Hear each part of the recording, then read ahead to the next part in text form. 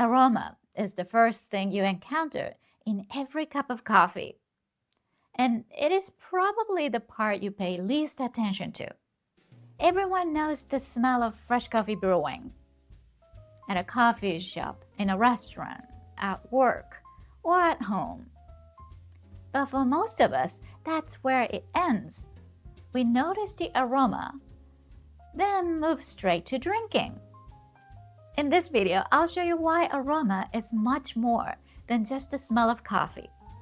It's already telling you something about the cup before you even take the first sip. And once you know how to use that information, tasting coffee becomes much easier. Aroma is there at every stage of your cup, even when it feels quiet and in the background. And at each stage, it is giving you something different. Smell works differently from taste. When you bring a cup of coffee close, aromatic compounds diffuse into the air around it.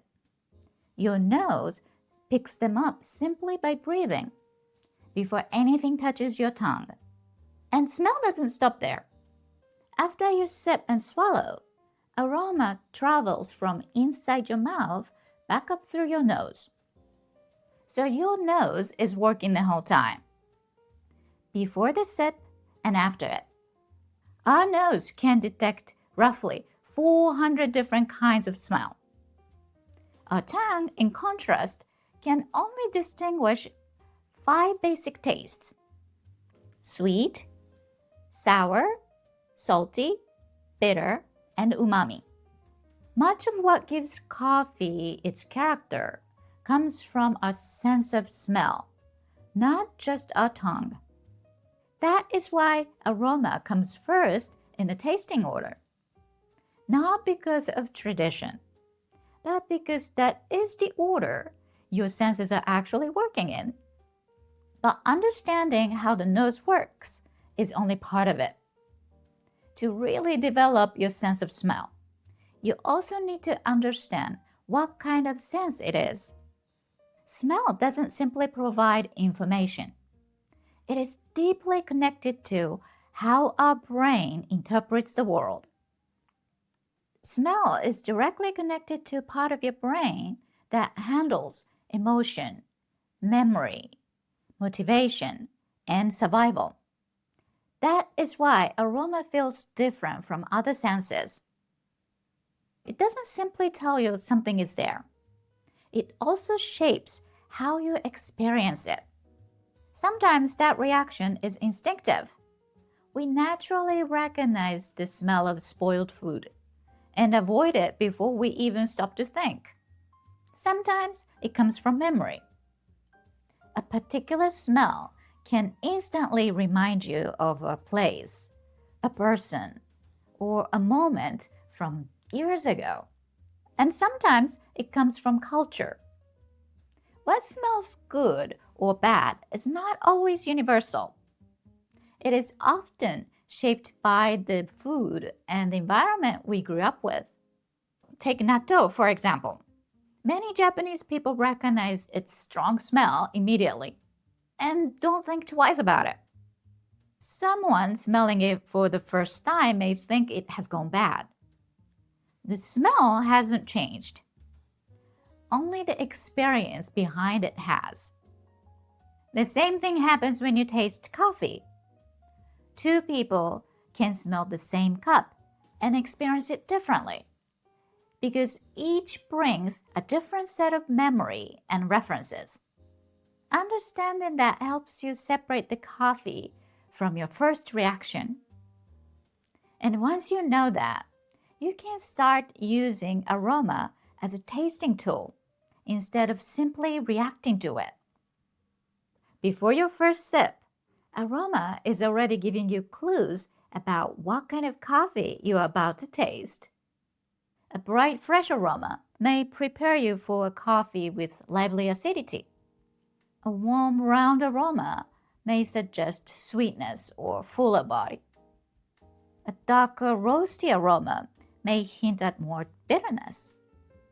You don't need to identify the aroma perfectly. You don't even need to find the exact word. Just notice overall direction. Your nose is giving you a first impression of the cup before it reaches your tongue. But aroma is only a predictor. It doesn't always tell the whole story. Sometimes you smell a bright, fruity aroma, but the cup tastes flatter than you expected. Other times, the aroma promises a rich chocolatey coffee, but that character doesn't fully carry through in the cup. That can happen for different reasons. Roasting and brewing both influence how coffee is expressed in the cup. Once you start drinking, your brain is combining information from both your nose and mouth to create the overall flavor experience. When that happens, don't think of it as a mistake. Think of it as information. As you taste, compare what you smelled with what you actually experienced. Did the coffee meet your expectation, or did something surprise you? The goal isn't to decide whether the coffee is right or wrong. The goal is simply to notice the relationship between aroma and flavor. The more you practice the comparison, the more clearly you will begin to understand what your coffee is showing you. Now that you know what aroma can tell you, the next question is when to pay attention to it. There are 4 moments where aroma is especially noticeable. The first is when you grind your coffee. Breaking the beans releases a burst of aromatic compounds that quickly fade.